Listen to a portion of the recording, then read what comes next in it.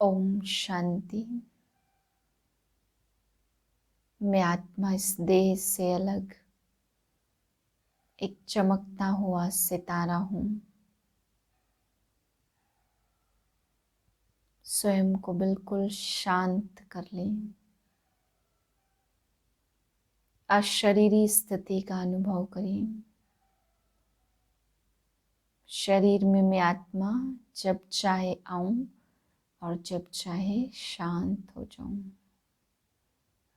ऐसी स्थिति का अनुभव कर रही हूं।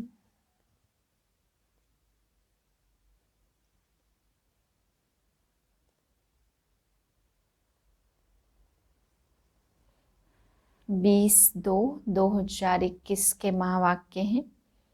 आज बाबा ने बच्चों को विशेष बताया कि टकराव का मुख्य कारण, बाबा कहते हैं जब भी मतभेद आते हैं, टकराव आते हैं, तो उसका मुख्य कारण है देह अभिमान। बाबा कहते बच्चे तुम सर्विस में लगो और सिर्फ ये याद रखो कि एक बाप का नाम बाला करना है, तो बाप को याद कर ये अनुभव करो और बाप का नाम बाला करने की सर्विस में लग जाओ, तो सभी टकराव समाप्त हो जाएंगे। फिर बाबा ने समझाया कि जिन बच्चों की तकदीर में नहीं होता तो वो तदबीर भी नहीं करते। बाप आकर के बहुत अच्छे समझाते हैं, फिर भी बाबा ने कहा बच्चे मानते नहीं हैं, खुद ही कहते मेरी बुद्धि में बैठता नहीं है, धारणा नहीं होती। तो बाबा कहते बच्चे उस बच्चे की फिर तकदीर है, तकदीर में नहीं है तो कर भी नहीं पाते हैं। फिर बाबा समझा रहे हैं चिड़ियाओं का मुरली सुनाते समय आवाज हुआ, तो बाबा समझाते कि बच्चे जैसे चिड़ियाएं लड़ रही हैं ऐसे ही दुनिया में भी एक दो आपस में लड़ते रहते हैं। आज है ये लड़ने की दुनिया।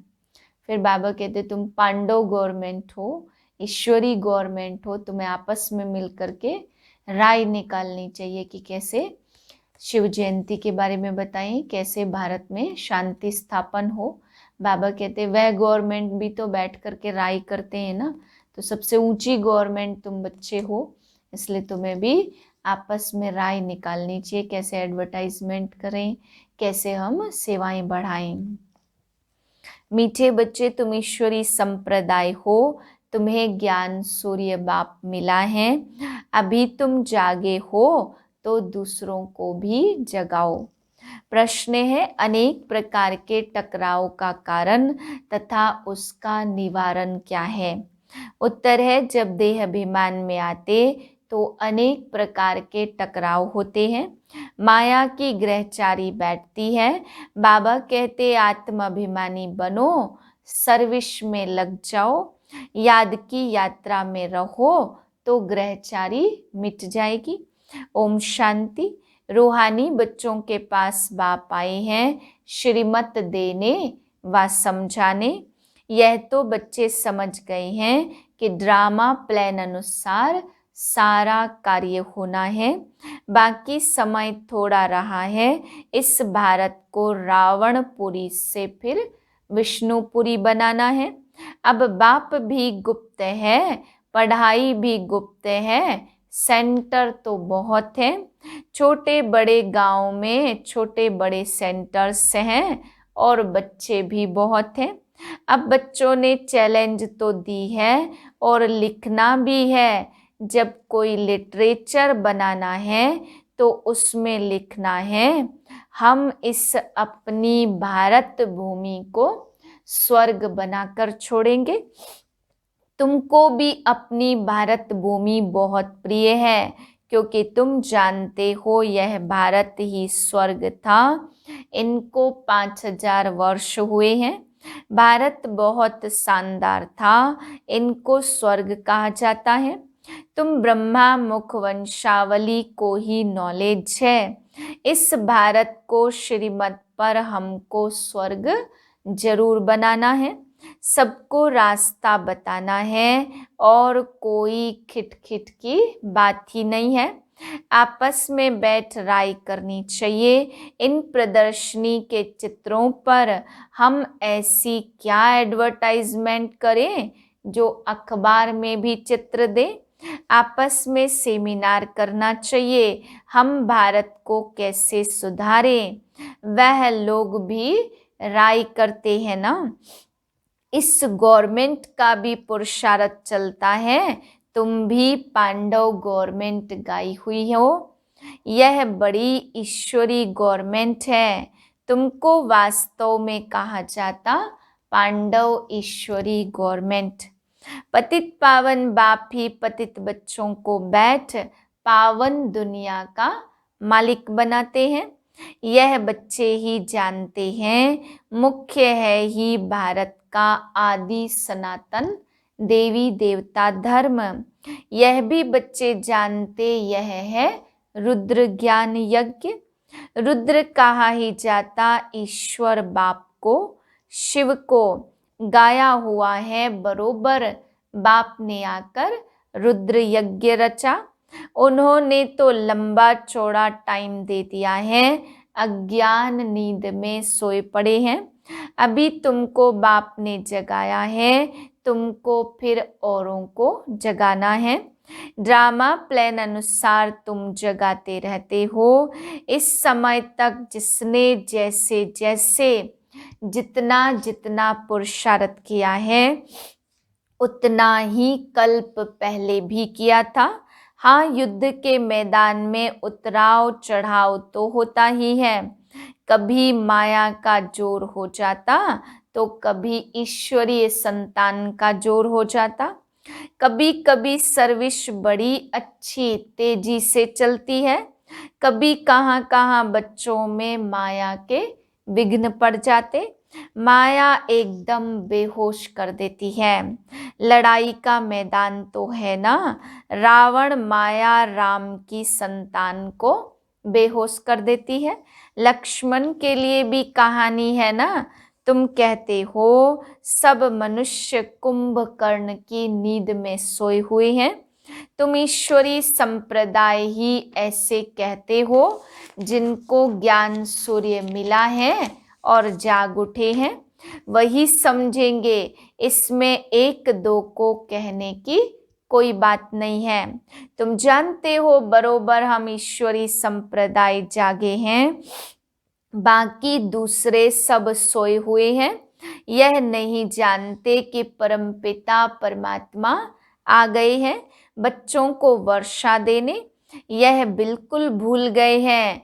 बाप भारत में ही आते हैं, आकर भारत को स्वर्ग का मालिक बनाते। भारत स्वर्ग का मालिक था, इसमें कोई संशय नहीं है। परमात्मा का जन्म भी यहाँ होता। शिव जयंती मनाते हैं तो जरूर उसने आकर कुछ तो किया होगा ना। यहाँ तुम बच्चों को राजयोग सिखाया जाता है, याद की यात्रा समझाई जाती। प्रेरणा से तो कोई आवाज होता नहीं है। समझते शंकर की भी प्रेरणा होती है, तब वह यादव मुसल बनाते हैं, परंतु इसमें प्रेरणा की कोई बात है नहीं। ड्रामा अनुसार विनाश होना ही है। गाया है महाभारत लड़ाई में मूसल काम आए। जो पास्ट हो गया वह फिर रिपीट होगा। तुम गारंटी करते हो हम भारत में स्वर्ग स्थापन करेंगे जहां एक धर्म होगा। तुम ऐसे नहीं लिखते कि अनेक धर्म विनाश होंगे। वह तो चित्र में लिखा हुआ है। स्वर्ग की स्थापना होती है तो दूसरा कोई धर्म होता नहीं। अभी तुमको समझ में आता है, सबसे बड़ा पार्ट है शिव का, ब्रह्मा का और विष्णु का। ब्रह्मा सो विष्णु, विष्णु सो ब्रह्मा। यह तो बड़ी गुह्य बातें हैं। विष्णु से ब्रह्मा कैसे बनते और ब्रह्मा से फिर विष्णु कैसे बनते हैं, यह सेंसिबल बच्चों की बुद्धि में झट आ जाता। दैवी संप्रदाय तो बनते ही हैं, एक की बात नहीं है। इन बातों को तुम बच्चे ही समझते हो। दुनिया में एक भी मनुष्य नहीं समझता। बल लक्ष्मी नारायण व विष्णु की पूजा भी करते, परंतु उनको यह पता नहीं है कि विष्णु के दो रूप ही लक्ष्मी नारायण हैं, जो नई दुनिया में राज्य करते हैं। बाकी चार भुजा वाला कोई मनुष्य होता नहीं है। यह सूक्ष्म वतन में एम ऑब्जेक्ट दिखलाते हैं प्रवृत्ति मार्ग का। यह सारे वर्ल्ड की हिस्ट्री ज्योग्राफी कैसे चक्र लगाती है, यह कोई नहीं जानते। बाप को ही नहीं जानते तो बाप की रचना को कैसे जान सकते। बाप ही रचना के आदि मध्य अंत का नॉलेज बताते हैं। ऋषि मुनि भी कहते थे कि हम नहीं जानते हैं। बाप को जान जाए तो रचना के आदि मध्य अंत को भी जान जाए। बाप कहते मैं एक ही बार आकर तुम बच्चों को भी सारी नॉलेज समझाता हूँ, फिर आता ही नहीं हूँ तो रचता और रचना के आदि मध्य अंत को जाने ही कैसे। बाप स्वयं कहते मैं सिवाय संगम युग के कभी आता ही नहीं हूँ। मुझे बुलाते भी संगम पर हैं। पावन सतयुग को कहा जाता और पतित कलयुग को कहा जाता, तो जरूर मैं आऊंगा पतित दुनिया के अंत में ना, कलयुग के अंत में आकर पतित से पावन बनाते हैं। सतयुग आदि में पावन है, यह तो सहज बात है। मनुष्य कुछ भी समझ नहीं सकते कि पतित पावन बाप कब आएंगे। अभी तो कलयुग का अंत है। अगर कहते कलयुग में अर्जुन 40,000 वर्ष पड़े हैं तो और कितना पतित बनेंगे, कितना दुख होगा, सुख तो होगा ही नहीं। कुछ भी मालूम न होने के कारण बिल्कुल ही घोर अंधियारे में हैं।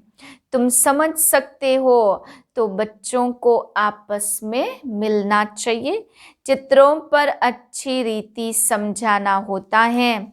यह ड्रामा अनुसार चित्र निकाले हैं। बच्चे समझते जो समय पास होता है हूबहू ड्रामा मिसल चलता है। बच्चों की अवस्थाएं भी कभी ऊपर कभी नीचे होती रहेंगी। बड़ी समझने की बातें हैं। कभी कभी ग्रहचारी आकर बैठती है तो उनको मिटाने के लिए कितने प्रयत्न करते हैं। बाबा घड़ी घड़ी कहते बच्चे तुम देह अभिमान में आते हो इसलिए टक्कर होता है। इसमें आत्माभिमानी बनना पड़े। बच्चों में देह अभिमान बहुत है। तुम आत्माभिमानी बनो तो बाप की याद रहेगी और सर्विस में उन्नति करते रहेंगे। ऊंच पद उनको पाना है, वह सर्विस में सदैव लगे रहेंगे। तकदीर में नहीं है तो फिर तदबीर भी नहीं होगी। खुद कहते बाबा हमको धारणा नहीं होती, बुद्धि में नहीं बैठता। जिनको धारणा होती है तो खुशी भी बहुत होती है। समझते हैं शिव बाबा आया हुआ है। अब बाप कहते बच्चे तुम अच्छी रीति समझकर फिर औरों को समझाओ। कोई तो सर्विस में ही लगे रहते हैं, पुरुषार्थ करते रहते हैं। यह भी बच्चे जानते हैं जो सेकंड गुजरता है वह ड्रामा में नूंद है, फिर ऐसे ही रिपीट होगा। बच्चों को समझाया जाता। बाहर भाषण आदि पर तो अनेक प्रकार के नए आते हैं सुनने के लिए। अभी गीता वेद शास्त्र आदि कितने मनुष्य इन पर भाषण करते हैं। उनको कोई यह थोड़ी पता कि यहाँ ईश्वर अपना और अपनी रचना के आदि मध्य अंत का राज समझाते हैं। रचयिता ही आकर सारा सुनाते। त्रिकालदर्शी बनाना यह बाप का ही काम है। शास्त्रों में यह बातें हैं नहीं, यह है नई बातें। बाबा बार बार समझाते, कहाँ भी पहले पहले यह समझाओ कि गीता का भगवान कौन, श्री कृष्ण या निराकार शिव। यह बातें प्रोजेक्टर पर भी तुम समझा नहीं सकेंगे। प्रदर्शनी में चित्र सामने खड़ा है तो उस पर समझा कर तुम पूछ सकते हो। अब बताओ गीता का भगवान कौन? कृष्ण तो कह नहीं सकेंगे। पवित्रता सुख शांति का सागर, लिबरेटर गाइड कौन है? पहले पहले तो लिखाना चाहिए, फॉर्म भराना चाहिए, फिर सबसे सही लेनी चाहिए।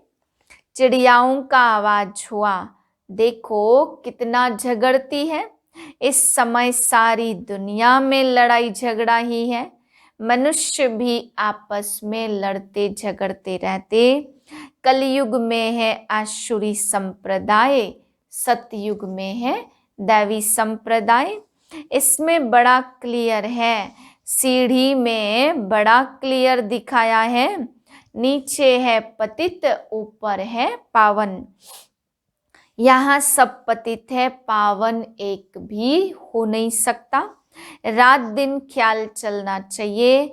आत्म प्रकाश बच्चा लिखता है, बाबा यह चित्र बनाए, तो बाबा कहते भल विचार सागर मंथन कर कोई भी चित्र बनाओ, परंतु सीढ़ी बड़ी अच्छी बननी चाहिए। इस पर बहुत समझा सकते। 84 जन्म पूरे कर फिर पहला नंबर जन्म लिया है। उतरती कला से चढ़ती कला में जाना पड़े, इसमें हर एक का विचार चलना चाहिए, नहीं तो सर्विस कैसे कर सकेंगे। चित्रों पर समझाना बहुत सहज होता है। सतयुग के बाद सीढ़ी उतरनी होती है, यह भी बच्चे जानते। हम पार्टधारी एक्टर्स हैं, यहाँ से ट्रांसफर हो सीधा सतयुग में नहीं जाते, पहले शांति धाम में जाना है। हाँ, तुम्हारे में भी नंबरवार हैं जो अपने को पार्टधारी समझते हैं। इस ड्रामा में दुनिया में कोई ऐसा कह न सके कि हम पार्टधारी हैं। हम लिखते भी हैं कि पार्टधारी एक्टर्स होते हुए भी ड्रामा के क्रिएटर डायरेक्टर आदि मध्य अंत को नहीं जान सकते, तो वह फर्स्ट क्लास बेसमझ है। यह तो भगवानोवाच है, शिव भगवानोवाच ब्रह्मा तन द्वारा। तुम बच्चों को बड़ा नशा रहना चाहिए, हम किसकी ग्लानि थोड़ी करते हैं। यह तो राइट बात है ना, जो भी बड़े बड़े हैं इन सब के चित्र तुम डाल सकते हो, सीढ़ी कोई को भी दिखला सकते हो। अच्छा, मीठे मीठे सिकिलदे बच्चों प्रति माता पिता बाप दादा का याद प्यार, गुड मॉर्निंग। रूहानी बाप की रूहानी बच्चों को नमस्ते। हम रूहानी बच्चों की रूहानी बाप को नमस्ते।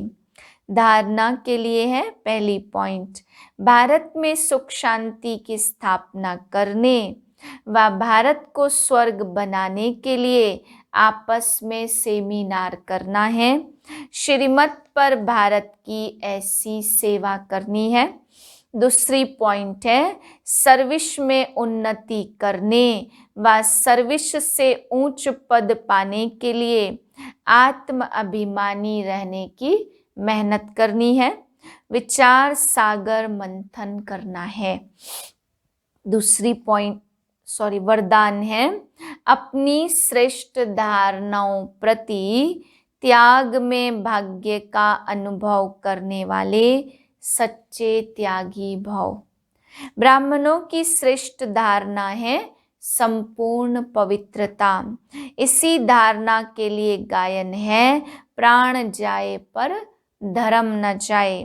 किसी भी प्रकार की परिस्थिति में अपनी इस धारणा के प्रति कुछ भी त्याग करना पड़े, सहन करना पड़े, सामना करना पड़े, साहस रखना पड़े तो खुशी खुशी से करो। इसमें त्याग को त्याग न समझ भाग्य का अनुभव करो, तब कहेंगे सच्चे त्यागी। ऐसी धारणा वाले ही सच्चे ब्राह्मण कहे जाते हैं। स्लोगन है, सर्व शक्तियों को अपने ऑर्डर में रखने वाले ही मास्टर सर्वशक्तिमान हैं। ओम शांति।